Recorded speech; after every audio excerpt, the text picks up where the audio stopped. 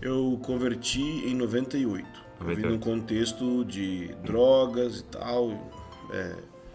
Mundo meio alternativozinho. Você tinha quantos anos? 16. Então, tava numa vibe assim que tava. Fazia pouco tempo que tinha saído os primeiros CDs do Planet Hemp. Então, eu gostava muito daquela vibe de legalizar rap com hip hop, hardcore, reggae, misturado. Sempre gostei disso. Vim do contexto da cultura de skate. Então, era esse o meu contexto no Rio Grande do Sul que eu vivia. E aí, a minha mãe, minha conversão tem muito a ver com a minha mãe e com a minha família. Minha família, quando eu digo minha mãe e meu irmão.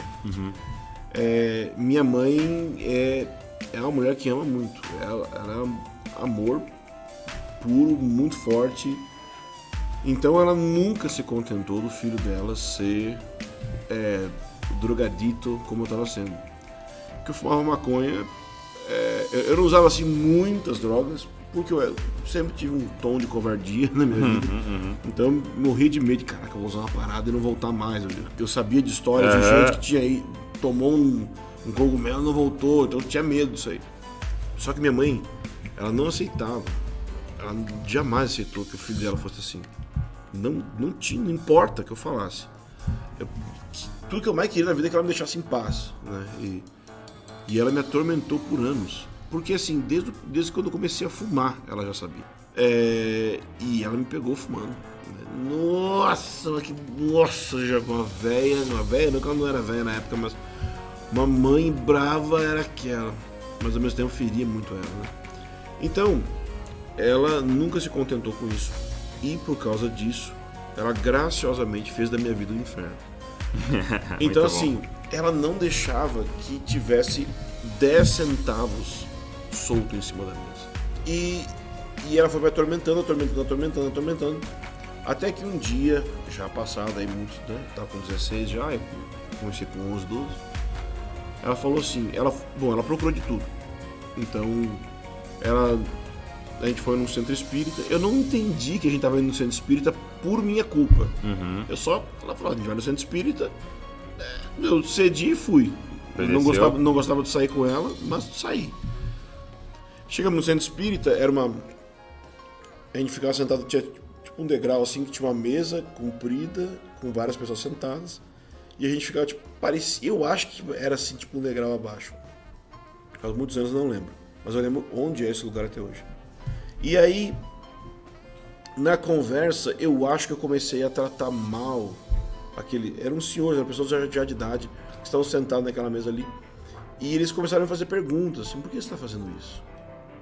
Porque, óbvio, talvez hoje o que estava acontecendo era tipo uma mesa branca, eles estavam com uma entidade. Mas eu não percebi na hora, insensibilidade total também.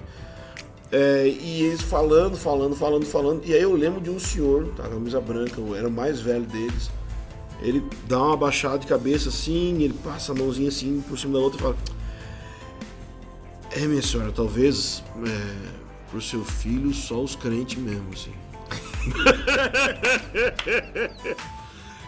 Tão endemoniado que nem o diabo queria, né? E próximo dali, desse lugar do centro espírita, tinha um irmão da Assembleia de Deus que foi um dos maiores drogados da nossa cidade. E ele tinha um espaço ali que ele recebia as pessoas para pregação. E nesse espaço era meio que ele filtrava para talvez mandar para um centro de recuperação, alguma coisa assim. E a gente foi lá e ele viu que minha mãe era um pouco diferente, assim, meio... Minha mãe é uma pessoa bem criativa, gosta de arte e tal. Então ele, em vez de direcionar a gente para esse trabalho que ele fazia, que eu não sei exatamente como é que era, porque eu nunca participei do trabalho que ele fazia para levar para o centro de recuperação, ele nos direcionou para um outro trabalho que acontecia naquele lugar ali, que era da ADONEP, Associação dos Homens de Negócio do Evangelho Pleno. Então eu fui alguns reuniões da ADONEP. E eu não converti, eu odiei aquilo. Não é que eu odiei, pra mim não tinha fazer sentido. Passou um tempo, minha mãe começou a orar, bem sério. Começou a jejuar, bem sério. E ela fez mais uma proposta graciosa, ela falou assim: filho, vai ter um retiro da igreja do Evangelho Quadrangular, porque esse pessoal da Donep Então ela se converteu. Ela converteu. Então, ok. Sério. E ela falou assim, então eu quero que você vá no retiro, senão você vai pro conselho tutelar. Eu vou te dar. Graciosamente. Aí eu senti no coração, assim, poxa, acho que eu deveria ir no retiro, não sei porquê. O que eu fiz? Cheiramos cocaína a noite inteira. Cheiramos assim, eu e os caras cheiramos cocaína a noite inteira.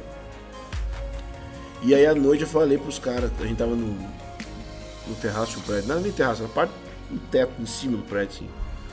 Na área das máquinas, eu falei, doidão de cocaína, eu falei, amanhã eu vou virar crente. Mandei assim, eu lembro até hoje, que eu mandei assim pros caras. E que é isso? E meu apelido era Caô Vermelho, mentira vermelha, que eu mentia demais. Que é isso, Caô Vermelho? Da onde? Eu vou virar crente, amanhã eu vou virar evangélico. E vai virar pastor. E aí fui pra casa, né? Deitei na cama, óbvio que eu não dormi, eu fiquei com os olhos regalados assim. Aí chegou a hora de ir pro retiro, eu fui. Cheguei lá, primeiro cara que eu encontro. Toda igreja tem um louquinho, não tem isso? Toda igreja tem um louquinho. Eu encontrei, o louquinho da igreja me recebeu. Na porta do ônibus pra ir pro retiro. Ele falou assim, você acha que não consumir carne faz bem pra espiritualidade? Imagina o doidão, o primeiro contato que eu tenho assim com os caras da igreja é essa daí. Pô, sei lá, velho. Aí fiquei no retiro. 2, 3 dias lá. Ouvindo Racionais e outras bandas no Walkman. Cara, e tinha muita presença de Deus naquele retiro. Então eu não sabia como é que era a igreja. Eu achava que a igreja era daquele jeito. Que jeito? Quando a gente chegava pra reunião, tinha uma tenda assim, tinha um lugar onde a gente ficava e fora, tipo, no campo tinha uma tenda. Quando a gente chegava pra reunião dentro da tenda, tinha gente tremendo. Antes da reunião, tremendo assim.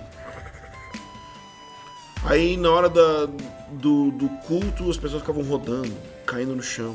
E rolando isso, e eu sentado lá, tipo assim. Isso é igreja? Sei lá, né?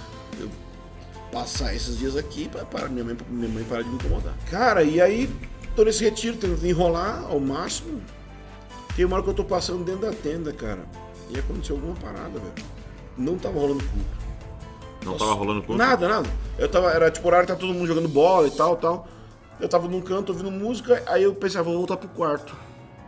E aí tinha que passar por dentro dessa tenda de novo pra ir pro quarto.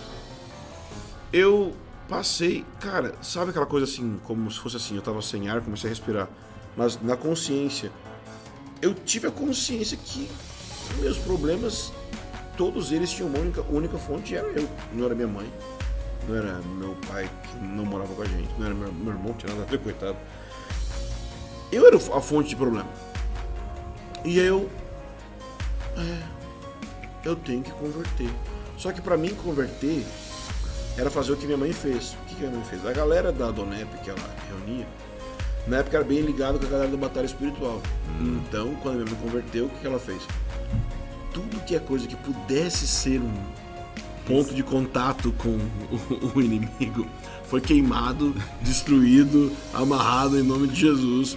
E eu pensei, bom, vou ter que fazer igual, vou ter que pegar as fitas do Racionais aqui, de outras bandas, e vou ter que quebrar e destruir para desfazer com o meu pacto com as trevas.